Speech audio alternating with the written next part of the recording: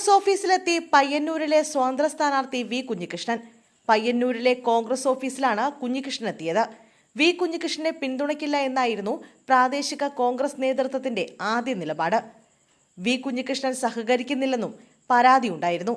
UDF വേദികളിൽ കുഞ്ഞികൃഷ്ണൻ എത്തുന്നില്ല എന്നും പരാതിയുണ്ടായിരുന്നു. ഒടുവിൽ ഇന്നലെ നടന്ന UDF യോഗത്തിലാണ് വി കുഞ്ഞികൃഷ്ണനെ പിന്തുണയ്ക്കാൻ പ്രാദേശിക ഘടകം തീരുമാനിച്ചത്. പത്രിക നൽകുന്നതിന് മുമ്പ് UDF വേദികളിൽ എത്താമെന്ന് കുഞ്ഞികൃഷ്ണൻ ഉറപ്പ് നൽകിയതിന് പിന്നാലെയായിരുന്നു പിന്തുണയ്ക്കാൻ തീരുമാനിച്ചത്. നാളെയാണ് വി കുഞ്ഞികൃഷ്ണൻ പത്രിക നൽകുക.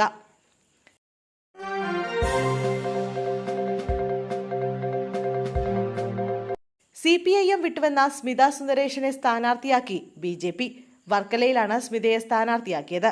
സ്മിതയുടെ സ്ഥാനാർത്ഥിത്വം BJP ഔദ്യോഗികമായി പ്രഖ്യാപിച്ചു. അതേസമയം BJPയിൽ ചേർന്നതിന് പിന്നാലെ സ്മിതയെ CPIM പുറത്താക്കി.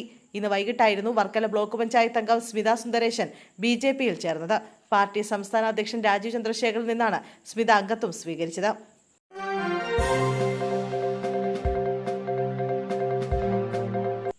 തെരഞ്ഞെടുപ്പ് പ്രചരണത്തിനിടെ പടക്കം വീണ് കാറിന് തീപിടിച്ചു. മലപ്പുറം വൈലത്തൂരിലാണ് സംഭവം.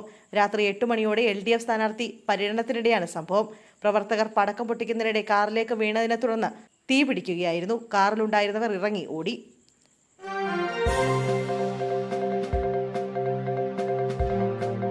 നിയമസഭാ തെരഞ്ഞെടുപ്പിൽ PDP പിന്തുണ LDFനാണെന്ന് ഭാരവാഹികൾ വാർത്താസമ്മേളനത്തിൽ അറിയിച്ചു. സർക്കാർ അധികാരത്തിൽ വന്നാൽ സഖ്യകക്ഷിക്ക് നൽകുന്ന പരിഗണന ലഭിക്കുമെന്ന ഉറപ്പുണ്ടെന്നും നേതാക്കൾ പറഞ്ഞു. സംഘപരിവാർ മതരാഷ്ട്രത്തെ എതിർക്കാൻ LDFനെ കഴിയൂ. UDF ഭരിച്ചപ്പോൾ മൃദു ഹിന്ദു സമീപനമായിരുന്നു. LDF എപ്പോഴും മതനിരപേക്ഷ നിലപാട് സ്വീകരിച്ചു. MV ഗോവിന്ദനുമായും പിണറായി വിജയനുമായും ചർച്ച നടത്തി.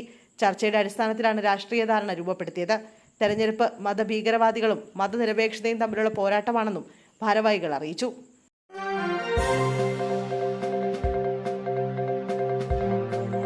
പാലക്കാട് ക്ഷേത്രഭണ്ഡാരം കുത്തിത്തുറന്നു മോഷണം. ശ്രീകൃഷ്ണപുരം തൃപ്പൂലിക്കൽ മഹാദേവ ക്ഷേത്രത്തിലാണ് ഓട് പൊളിച്ച് അകത്ത് കയറിയ കള്ളൻ 10,000-ഓളം രൂപ കവർന്നത്. രാവിലെ നട തുറക്കാനെത്തിയ മേൽശാന്തിയാണ് ഭണ്ഡാരം കുത്തിത്തുറന്നത് കണ്ടത്. ക്ഷേത്രത്തിന് തെക്കുവശത്തു നിന്നും ഓടിളക്കി മണിക്കിണറിന്റെ പടികൾ ചവിട്ടി അകത്ത് കയറിയ കള്ളൻ നടയ്ക്ക് മുന്നിലുള്ള ഭണ്ഡാരത്തിന്റെ പൂട്ടുപൊളിച്ചാണ് 10,000-ഓളം രൂപ കവർന്നത്. മിനിമാസ് ലൈറ്റിന്റെ വെളിച്ചമുണ്ടായതിനാൽ മറ്റ് ഭണ്ഡാരങ്ങളിൽ തൊട്ടില്ല.